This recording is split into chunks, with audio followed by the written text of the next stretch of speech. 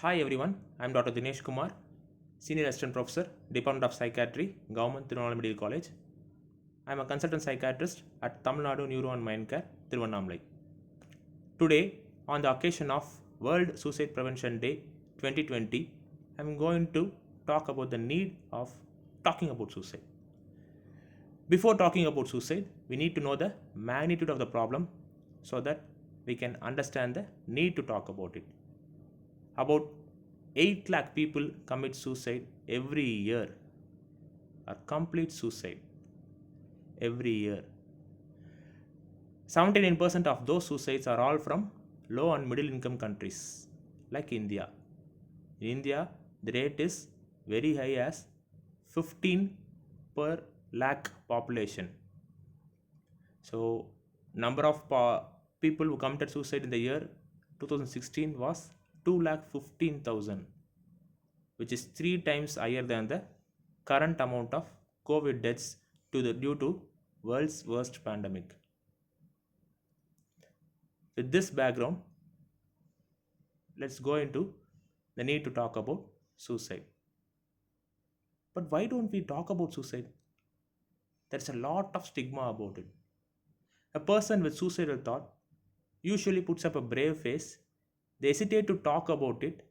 They don't seek for help. They feel as though they are trapped inside a dark room. But we know the facts and figures. We don't fill the blanks. We don't talk about it because we think we may offend them unintentionally. We think we may say something wrong, but talking about suicide is usually a relief. The next thing is the person who committed suicide is usually portrayed as a selfish person or a person not seeking help,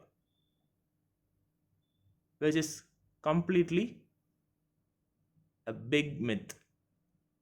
And also, we call the suicide to be committed. A fat person or a obese person taking junk food, taking non-vegetarian every day, taking oily food every day is not called to be committing a heart attack. A person who battled cancer is not said to be committing cancer. But when a suicide happens, we use the word committed, which in itself is a stigmatizing process. In fact, till a recent Mental Health Care Act came in India, suicide was called to be a criminal offense. Thank God, right now it has been decriminalized. So, mental illness is like any other physical illness. When a cancer is battled, when a diabetic patient or hypertension patient is treated, the same way a person with suicidal thoughts can be treated. We should consider it to be a physical illness. But how does that happen? It doesn't happen without talking.